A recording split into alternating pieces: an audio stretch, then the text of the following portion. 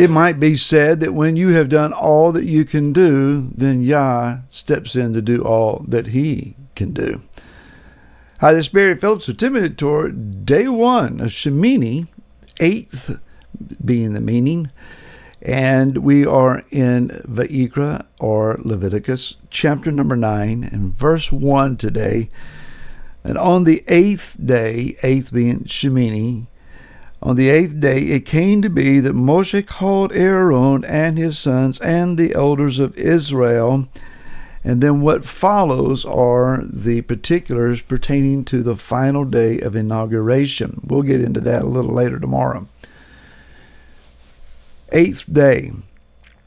So obviously, if we're talking about the 8th day, there are 7 preceding days. When we consider the cycles of Yah's timing, Yah instituted the physical realm world, this natural universe that we are a part of, on cycles of 7.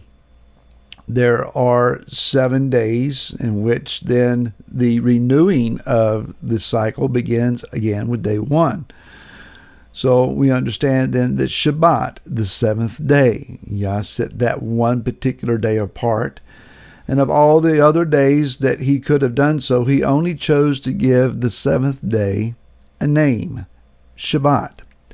Everything else is day 1, day 2, and it's man that's come up with the Sunday, Monday, Tuesday idea. So there are 7 cycles of 7. There are 7-year periods of time, the 7th year being the Shemitah, and then you observe 7 of these for 49 years, and then you go into the next year, the 50th year. Yah works in cycles of 7 for the physical realm. When it comes to the 8th day, 8 is not a part of the physical system and cycles of 7. It's a day beyond.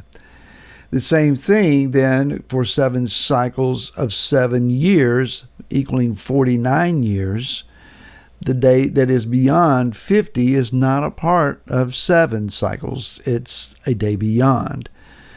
And so the idea of a day beyond is it's beyond also the physical realm cycle. Therefore, there's only one alternative. It is the spiritual realm.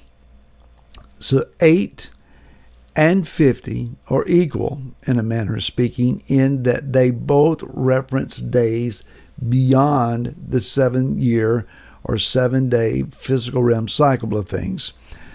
So 8 being the day of circumcision. Circumcision is on the physical body of the male child on the 8th day. 8th day of that child's life.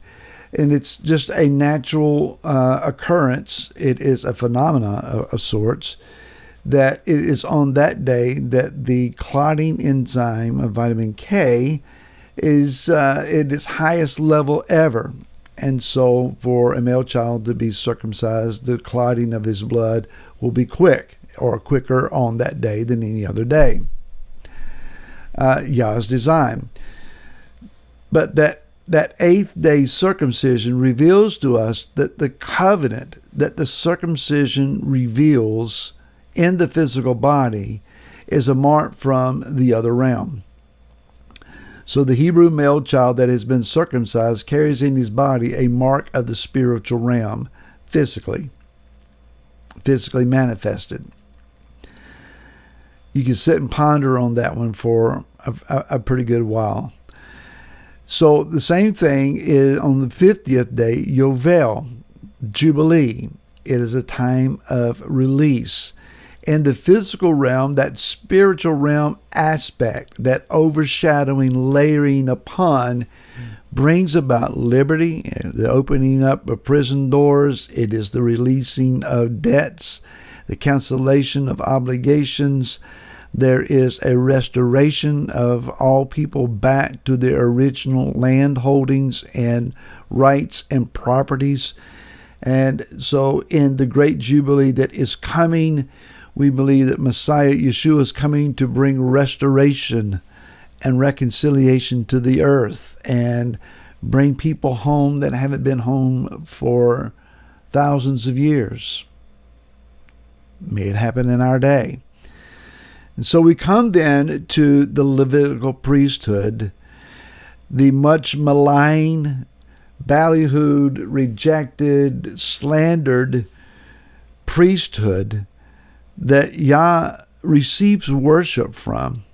Let's just be honest. If Yah said to us somewhere in the book of Hezekiah chapter 5, that when my people go out and pick up the first rock that they find and wave it before me, I receive that as a wave offering of worship and praise. We'd all be going out of our houses every day and looking for the first rock that we could find. Matter of fact, we would go and buy special rocks and lay them out close to our doors so that that would be the first one that we would see. And we would paint the rocks and decorate the rocks, and we would do all kinds of rock theologies and so on, and we would stand there every morning waving our rock. You said you receive worship for it. If he said, stand on your head and I will receive excellent praise from you. As much as it might be painful for many of us, we would at least give it the shot.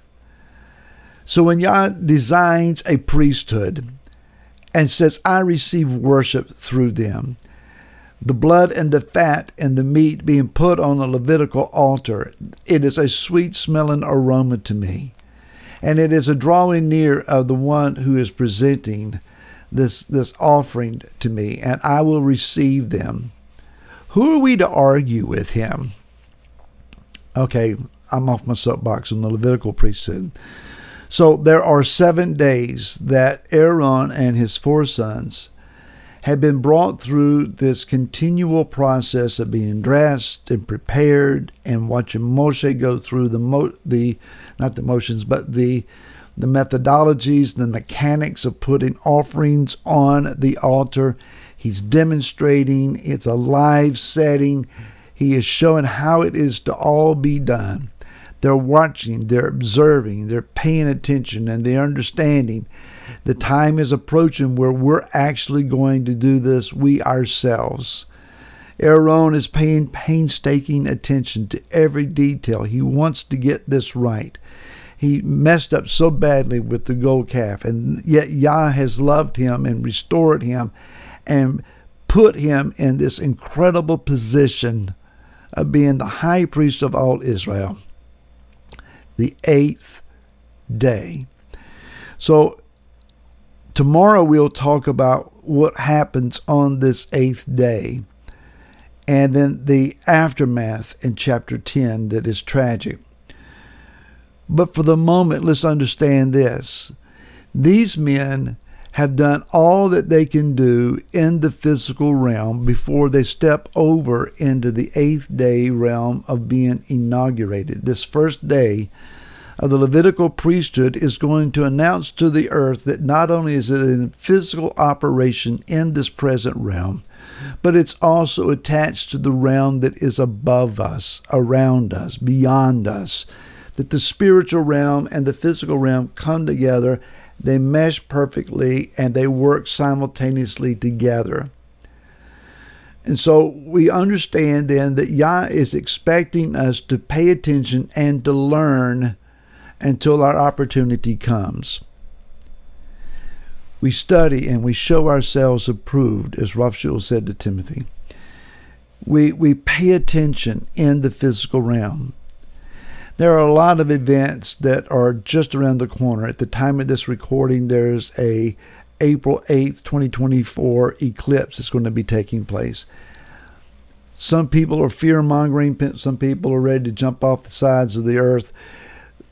Don't be involved in fear. We are to look. We're to pay attention. Yah is teaching us, you do what you can do. You work. You labor. You pray. You involve in yourself in your relationships and building your spiritual communities and build your families. Walk uprightly and righteously. And I got it. Seek first the kingdom of heaven and all of his righteousness, and all of this other stuff from his realm will be added unto us. Be faithful in your part, and he'll be faithful in his. And we'll see you again tomorrow. To then, shalom.